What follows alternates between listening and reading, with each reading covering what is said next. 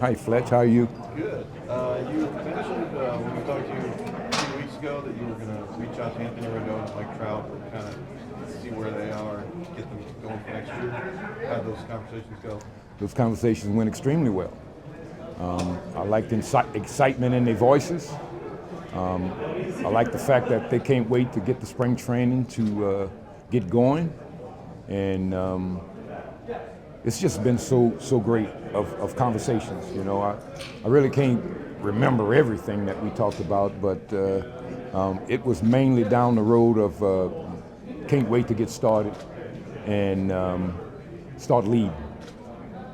With Rendon in particular, I'm curious. What you guys talked about? How did that conversation go? And then, I mean, do you kind of see him being your everyday third baseman and having that role solidified? Well, as of right now, he is our everyday third baseman. Certainly, we talked about his health, making certain that he can get himself to the point where he can become Rendon again. And if we can get him to the point where he can become Rendon again, that's a winner. He's been a winner. So he's having a great winter as far as his health goes.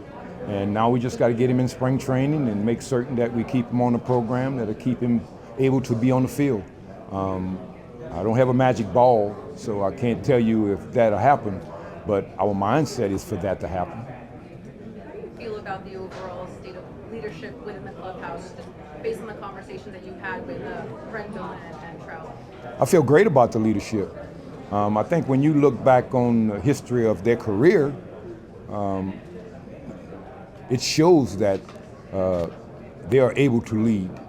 And leading happens in many ways.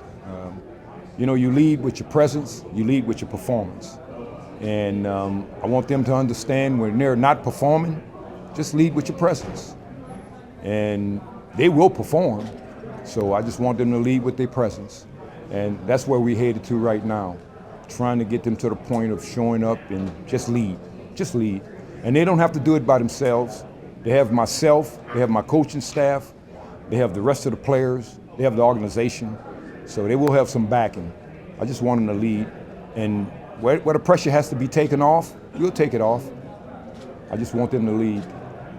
When we last spoke to you at your welcome press conference, you had mentioned that you were happy to be in a position to amplify other people of color, Black and Latino people, to be in positions, in coaching positions. What have you overall made of the team that you've assembled in the coaching staff? Well, I think we've done a good job. We got youth, we got veterans, we got black, we got white, we got Latins. So, I mean, it's very diverse, and each and every one of them are teachers. And in the game of baseball today, the way youth is making it to the big league so fast, you need teachers. And I tried to put together the best coaching staff of teachers that I possibly can. And if I have to teach them, I will teach them, because that's what I do. What did you like most about Barry Enright and Steve Carsey? With what you know about the pitchers you have, and having the addition of them, how much do you think that can help? Their energy and their wisdom. And the fact that they believe in the little things. So they're going to help our young pitching staff with the little things that they have to bring to the ballpark every single day, and it'll lead to the big things. That's the thing that impressed me the most about them. Their energy and their wisdom and their attention to taking care of detail. You have to take care of detail in the game of baseball. You have to take care of detail in the game of baseball. The big picture will always be there, but we have to be in position when things start to move inside of that big picture, we see it before it gets out of control. And I think that's what Enright and Steve Carsey and the rest of my staff will bring to this organization. When you talk to Barry about what this team needs, and when you guys talk about free agents, trade possibilities, where are the areas in this club you feel like they can still be improved? Well, I'm not going to give you any of the inside stuff that we talked about, but you can always improve pitching. You can always improve pitching, both in the starting and in the bullpen. And then you look at the players themselves, and then you start to thinking about how can you get more versatile. So every area is being discussed, but to give you specifics, I don't have that for you. Perry said that he wants like some of the, I guess the guys to like play with a little bit more of a chip on their shoulder. It's a little bit of a vague comment, but I'm curious, like, how do you feel like that manifests in, like, in terms of just Well, guys to care maybe a little bit? Everybody describe a level of play the way they describe it. Chip on your shoulder. That's the way Terry described it. I describe it as playing the game of baseball. Whatever the game of baseball asks you to do, be ready to do it. And if we can get in that mode where we are ready to do whatever the game asks us to do, our chip will be shown in the way we play between those lines. So I don't think you want to be out there with a chip on your shoulder, because then you might forget something else and you're too busy worried about that chip on your shoulder. So I think we're going to get out there and just recognize what the game asks us to do. This team used a 6-man rotation in the last few years with Shohei Ohtani. How much talk has there been about maybe going to a 5-man rotation with Ohtani? Well, we haven't had that discussion yet. What we really have been doing is just trying to break down what we have in the pitching department. And as I said earlier, trying to find needs in the pitching department. That decision will be made as we move forward. Right now, every one of our young pitchers and whatever other pitchers we decide to bring in, we just want them to come in and compete. And as far as us having a 5 or a 6-man rotation, that'll take care of itself as we move through the spring training and into the season and look at the schedule. How many players on the team have you reached out to and talked to so far? How many players? Yeah, how many players in the Angels? I would say about 14. And in the beginning, it was all the young players. I mean, that was very classy of them to give me a call. And when they didn't get me, they left me a message. And when they didn't get me on the phone, they sent me a text. And instead of me texting them back, I called every single one of them. So far, we've gotten off on the right foot. I think that's class of young kids to do that. I've heard from the veterans also. But in the beginning, it was a lot of young kids. They're excited, and I'm excited for them because they will get a chance to perform and show what they're about. Have you been reaching out to free agents at all to sell the Angels? I'll keep that to myself. Really, I'm sorry I can't answer that, but I'll keep that to myself. Can you share who of some of those younger players that have reached out to you? Neto, O'Hop,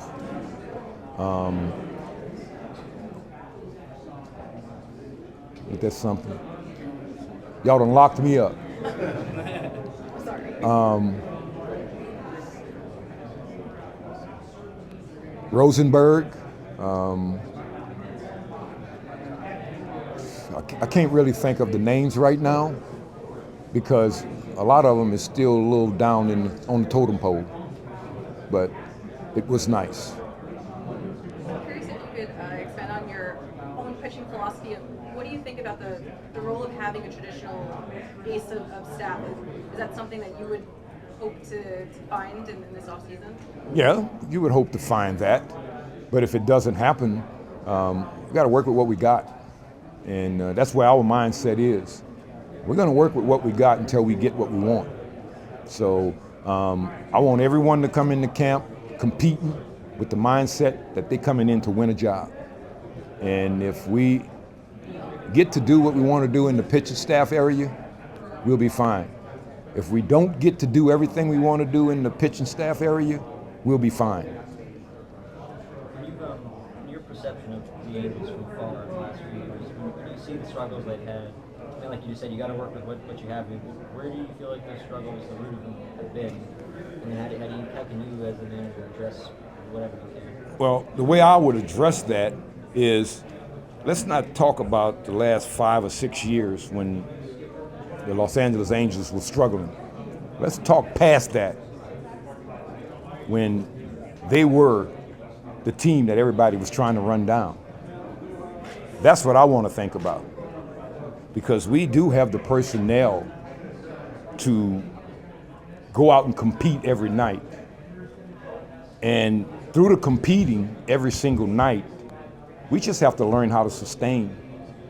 We just have to learn how to be consistent, which is the game of baseball. And when we learn how to be consistent, And through the consistency, we start the sustaining, we'll be past those years when they weren't doing well. That's where we are. Hey, Wash, when you look at this division right now, with the Rangers in your position, Houston with 7 straight ALCSs, and Seattle last year, what is your approach to catching up with these teams? Playing good baseball. If we play good baseball, they play good baseball. So now we match their baseball, and once we get to the point where we can match their baseball, that's what I mean about running them down. Just being able to match their game. And once we match their game, which I believe we will at some point, that's how you do it. That's how you do it. Take it a game at a time. It's not the best team that wins every night. It's the team that play the best. And our mindset just have to be that we're going to be the best team tonight and go out there and play the way the game asks us to play and what it asks us to do. And you can get out of town being the best team. I don't care. But in the 3 or 4 games we played, we was the best team then, and that's all that matters. Do you look at this as an immediate chance to be successful and win a division this upcoming season, or is there a rebuild here? No, ain't no rebuild here. I'm not thinking about the division right now. I'm thinking about preparation, getting prepared for a season. And once we get prepared and ready for the season, I'm ready for whatever comes in front of us. My players will be ready for whatever comes in front of us. That's the attitude you got to have in the game of baseball. And then you take it a day at a time. As long as you answer the questions and the night you playing that the game asks of you, I think you'll be able to move forward. And if so happen, when we get 5 or 6, 7, 8 months from today and we win a division, then I can talk. But right now, it's about preparation, understanding how to sustain, understanding how to be consistent in the game of baseball, not taking any part of the game of baseball for granted, be prepared for every part. We're going to be fine. And that's the only way I'm thinking right now. The Angels have one of the, as you explained it, one of the more, I think the most diverse coaching staff presently. I'm not 100% sure about that, but what do you think that says about the state of diversity in coaching and the managing roles league-wide? Well, I brought in the best people that I thought could fit the positions that I had open. I brought in the best people that I thought could fit the positions that we had open. And that's the only way I looked at it. It just happened to turn out being a very diverse group. But every one of the guys that we brought in is capable of getting the best, in my opinion, out of the players that we're going to have and the players that we bring in. And that's what coaches does. They spend the most time with the players. So when the players start to complaining about things, they can either direct them in the right direction or they can bring him to the director to direct them in the right direction. So that's what that's about. I brought in the best teachers for me to help us move forward. And we're thinking about each day that comes, not about what's ahead or what done happened behind. We're dealing with what's in front of us in the moment. And if we can continue to deal with what's in the moment, we will create the memories that need to be created. Bro, that's still just you at the top in the bigs in terms of brothers. I mean, that's a pretty big position in terms of singularity. What does that feel like, what you're representing in that part? Well, I've been this type of leader all my career and all my life in the game of baseball. Right now, the buck stops with me. Whether the buck is big or whether the buck is small or whether the buck is indifferent, it stops with me. And I'm ready for that. I'm not afraid of failure because I'm not a failure. My players aren't going to be afraid of failure because they're not a failure. Failing is temporary. So that part of it I'm not concerned about. I'm only concerned about making certain that the preparation is right. And I hope that my talking about making the preparation right and how you treat the game of baseball can help diversify the game of baseball. You see what I'm saying? I learned this type of stuff from people like Dusty Baker. I learned this stuff from people like Reggie Smith, who were my mentors when I first got in the game of baseball. So I'm willing to take on the pressure because in my mind, pressure is what you put on yourself. Pressure is not what you have to deal with, because every time you fail, you should learn. So I don't worry about it, because if I fail, I just got educated. That's the way I look at it. Because I'm not going to continue to fail. And I'm not going to let the group around me continue to fail, because I got strong leaders around me. And that's how you continue to be successful, is surround yourself with strong people. Strong people, because I'm only one person. But I am the leader. Hey, what's it been like for you the last 2 days, just having people come up and say, it's great seeing you back in this position again? It means everything, because if you've never sat in a manager's seat in a baseball field, you don't know what that feels like. You do all this work behind the scene, and then you get to watch all this work you did behind the scene come to fruition through your players on the field.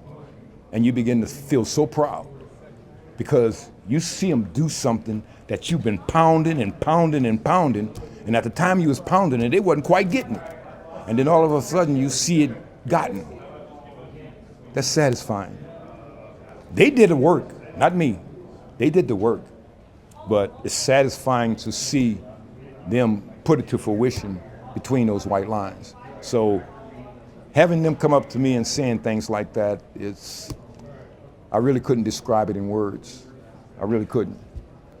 But it's satisfying. It really is. Because this is where I belong. I belong leading. Although when I wasn't the head manager, I was still leading. But now I don't have to watch anything that I don't like. Wash, how do you hope to be remembered in Atlanta for your time there? That I made a difference. That's all. That I made a difference. Every single day that I was there, I made a difference. I didn't cheat anyone every single day that I was there. And I didn't let the players that I was around cheat each other every day that I was there. So that's what I want them to remember me by. I made a difference. I made a difference. It was the players that did it, but I made a difference. Was there any emotional conversation with Ozzie Albies when you left? Yeah, it was. And the main conversation that I had with Ozzie was, one guy don't run any show. I don't care how good he is. One guy can't do it. Okay, I'm gone. But the winner in those guys is still there. That's why you teach and you help people to be self-sufficient. And you never stop teaching them so they can be self-sufficient. So the umbilical cord has been cut. Now all the wisdom and all the time we spent together, they have to use it on each other. Not let anybody come there and uproot their winning ways. Not anyone come up in there and change the work ethic and the preparation that it took for them to sustain the way they've sustained in the last 7 or 8 years. That's the type of conversations we had. And I was on the other end trying to make them understand they don't need me. I'm here available if they have questions, but they know how to win.